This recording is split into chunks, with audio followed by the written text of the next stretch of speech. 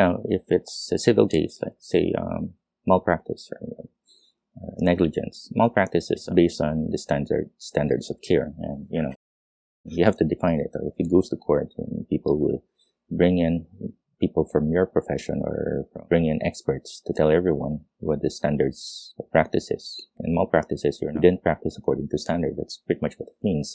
In the old days, it just refers to practice. Like, you didn't decide on the right medication. You didn't decide on the right test. You didn't pick up on a very obvious thing that everybody would have picked up, or you didn't manage the case well. Or it could be a surgical case. You didn't perform the surgery well, up to par with the standard level of, considering the standard level of competency, So that's malpractice. What's the usual standard practice? Did you do it, or did you do it poorly, or did you not do it at all? A poor practice case, a wrong practice case, or a malpractice case. Negligence would be a breach of duty. Like, for example, you're negligent, of course.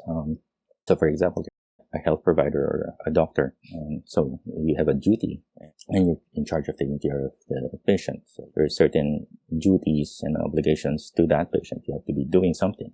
There's a contract. There's an agreement between you and the patient and the patient's family, and then you didn't do your duties. So poorly, carelessly, or you didn't do it at all.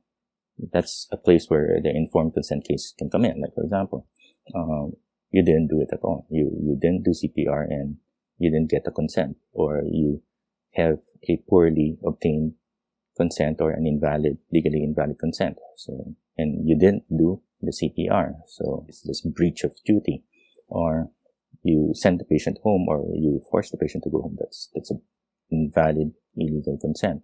And your duty is to take care of the patient inside the hospital, considering that he actually wanted to stay in the hospital. It's just that you said all sorts of things to push him out of the hospital. So that's an act of omission. You didn't do hospital care. So that's, or the act of commission. Like, you have a duty, but you did another thing which is contrary to your duty, or you did your duty poorly. That's like a malpractice case. Okay? So that's, you breached your duty. You agreed your duty is to do this well, according to the standards of care, and you didn't do it well, or you did some other questionable thing.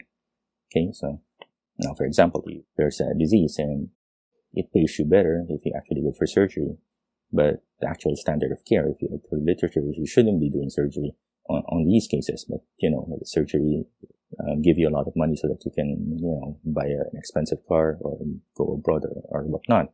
Or you're treating a patient and you're giving a lot of medication because the medical representative is actually watching you and is going to pay for your trip to Europe for a conference. And even if the patient actually doesn't need all those medications and is actually having a hard time paying for all those, you started giving out prescriptions left and right. So that's also a practice that's not what's expected based on your duty to care for the patient, right? So now, you have a duty and you breached your duty, and then you caused damages to the patient and the family.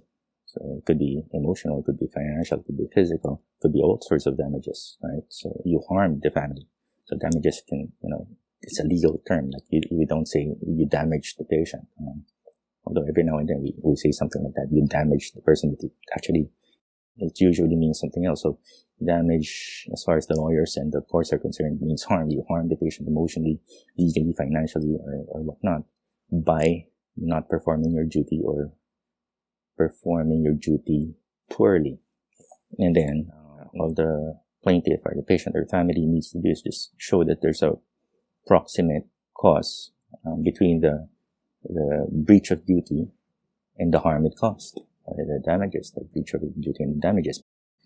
You did this and it caused this, and most of the time it's too obvious, right? So, of course, if it becomes an actual complaint or court case, you and your lawyer will try all sorts of conceptual or mental juggling acts to squirm your way out of it.